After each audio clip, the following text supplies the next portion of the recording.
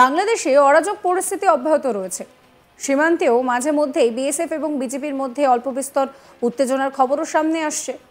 আবার প্রতিবেশী রাষ্ট্রের পরিস্থিতি নিয়ে সরগরম হয়ে রয়েছে এই বঙ্গের রাজনীতিও। সেদেশে হিন্দুদের উপরে আক্রমণের ঘটনাকে কেন্দ্র করে এই রাজ্যেও কিন্তু জারি রয়েছে চর্চা।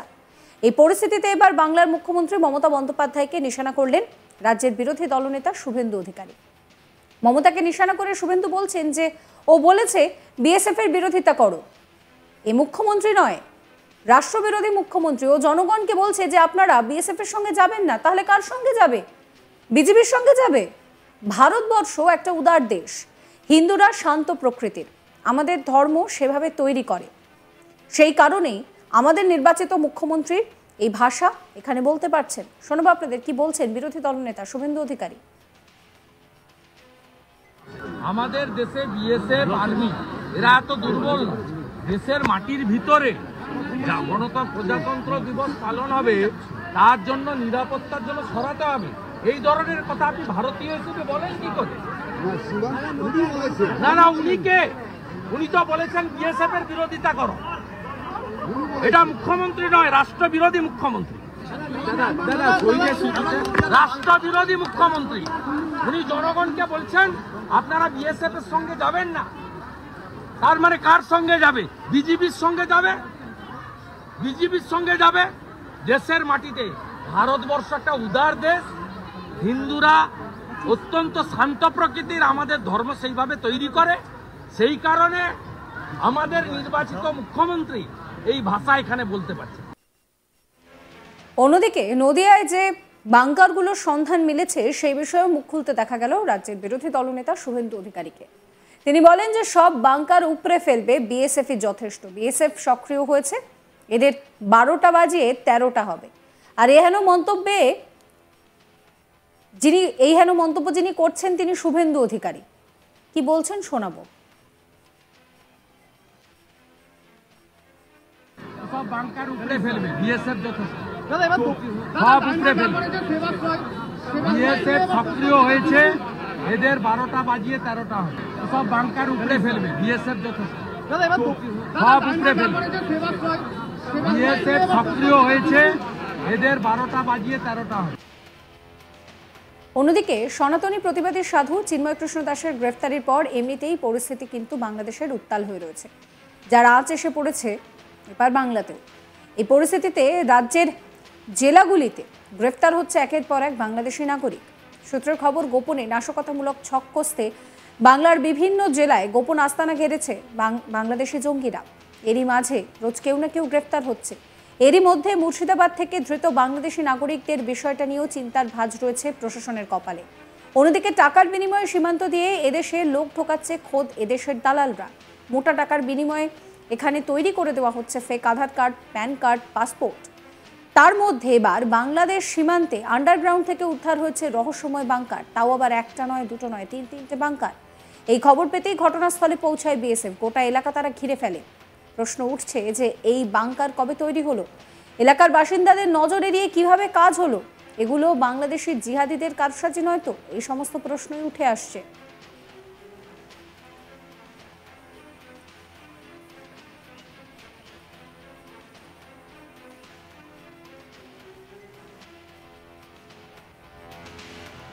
নদিয়ার কৃষ্ণগঞ্জের মাঝদিয়ায় সীমান্তরক্ষী বাহিনী মাটি খুঁড়ে সন্ধান পেল 3টি বাংকারে। এই বাংকারগুলিকে কেন্দ্র করে রীতিমতন চাঞ্চল্য ছড়িয়েছে। মাঝদিয়ার সুধীর রঞ্জন লাহিড়ী মহাবিদ্যালয়ের সামনে থেকে এই বাংকারগুলির সন্ধান মেলে। আর এই বাংকারের হদিশ মিলতেই বিএসএফ এর চক্ষু চড়ক গাছ। উদ্ধার হওয়া বাংকারের মধ্যে থেকে মিলেছে বেশ কিছু নিষিদ্ধ কাশির সিরাপ। পঞ্চায়েত সদস্য সুজাতা হালদার কি বলছেন শোনাবো। বলছি আগামী পরশুদিনকে 26শে জানুয়ারি, তার আগে ধরেন এই বাংকার উদ্ধার, বাংকারের মধ্যে অনেক কিছু উদ্ধার, এটা কি বলবেন? নাশকতায় ছক হতে পারে, এটা কি হতে পারে বলা মুশকিল। এখন কি হবে আমি কি করে বলবো? না বলছি আপনারা তো আতঙ্কে আছেন এর মধ্যে। না সীমান্ত এলাকায় এরকম ধরনের জিনিস উদ্ধার হচ্ছে, মাটির তলায় বাংকার, হ্যাঁ সেখানে কি আছে সে পরের ব্যাপার। কিছু ফেন্সিডিল উদ্ধার হয়েছে, আরও কিছু পাওয়া যেতে পারে।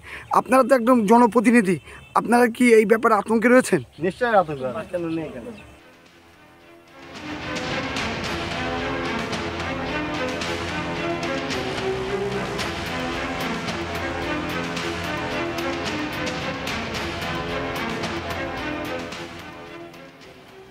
পাচারকারীরা ওই নিষিদ্ধ কাফ সিরাপ বাংলাদেশে পাচারের উদ্দেশ্যে জোগাড় করেছিল বলে প্রাথমিক অনুমান। কিন্তু বর্তমান পরিস্থিতিতে সীমান্তে নজরদারি বাড়ায় সেগুলো পাচার করতে না পেরে মাটির তলায় বাংকারে লুকিয়েছিল বলে মনে করছেন তদন্তকারীরা। এই নিয়ে আমার কলিগ নিলয় ভট্টাচার্যের একটি রিপোর্ট দেখাবো আপনাদের। গোপন সূত্রে খবর পেয়ে নদিয়ার সীমান্তবর্তী এলাকার কৃষ্ণগঞ্জ থানার মাঝদিয়া সুধীর রঞ্জন লাহিড়ী মহাবিদ্যালয়ের সামনে একটি বাগানে হানা দেয় বিএসএফ অর্থাৎ সীমান্তরক্ষী বাহিনী। সেখানে কিন্তু তল্লাশি চালিয়ে প্রায় 3টি ট্যাঙ্কারের হদিশ পায় গতকাল, এবং সেই ট্যাঙ্কারগুলোর মধ্যে কিন্তু রয়েছে লক্ষ লক্ষ বোতল কাশির সিরাপ, অর্থাৎ সেগুলোকে কিন্তু বাংলাদেশে পাচারের উদ্দেশ্যেই নিয়ে যাওয়া সেখানে জড়ো করা হয়েছিল বলে প্রাথমিক অনুমান সীমান্তরক্ষী বাহিনীর। এবং স্বাভাবিকভাবেই বাংলাদেশের এই কঠিন পরিস্থিতির মধ্যে সেগুলো কিন্তু পাচার করতে পারেনি এই সীমান্তরক্ষী বাহিনীর যে চোরাচালানকারী তারা, এবং সেগুলোকে উদ্ধার করার যে প্রক্রিয়া আজকে চালাচ্ছিল। এবং স্বাভাবিকভাবেই সেখানে 3টি ট্যাঙ্কারের প্রথমত হদিশ পায় গতকাল, এবং সেই মতো আজ কিন্তু জেসিবি দিয়ে সেগুলো উদ্ধার করতে গেলে সেই এলাকাতে আরো একটি ট্যাঙ্কার অর্থাৎ মোট 4টি ট্যাঙ্কার বাংকার, যেগুলোকে এক কথায় বলে বাংকার, সেগুলোর হদিশ পায়। এবং সেই বাংকারগুলোর থেকে কিন্তু লক্ষ লক্ষ বোতল ফেন্সিডিল অর্থাৎ কাশির সিরাপ কিন্তু উদ্ধার করে। স্বভাবতই এগুলো বাংলাদেশে পাচারের উদ্দেশ্যেই সেখানে রাখা হয়েছিল। যেহেতু এখন হাই অ্যালার্ট জারি হয়েছে সীমান্তবর্তী অঞ্চলে, তাই এখন এই কড়া নিরাপত্তার বেষ্টনীতে যেহেতু সীমান্ত সংলগ্ন এলাকা মুড়ে রাখা হয়েছে, তাই সেগুলোকে পাচার করা সম্ভব হয়নি। আর তাই সেগুলোকে গচ্ছিত রেখেছিল চোরা চালানকারীরা বা চোরা কারবারিরা। এখানে আজ কিন্তু 4টে বাংকারের হদিশ পেয়েছে, এবং সেগুলোকে ইতিমধ্যেই উদ্ধারের প্রক্রিয়া চালাচ্ছে সীমান্তরক্ষী বাহিনীর জওয়ানেরা।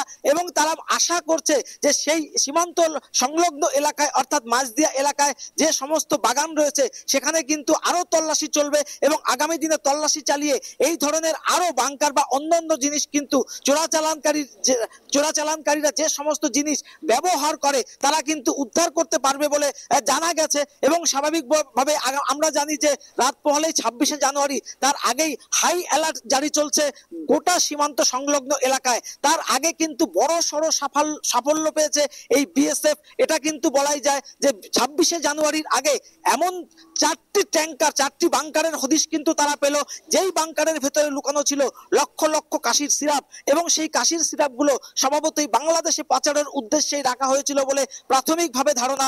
এবং এগুলোকে কিন্তু বাংলাদেশে চড়া দামে চোরা পথে কিন্তু তারা পাচার করত, এমনটাই বিএসএফ সূত্রে খবর। এবং এই তল্লাশি আগামী দিনেও চলবে বলে বিএসএফ সূত্রে কিন্তু জানতে পারা গেছে।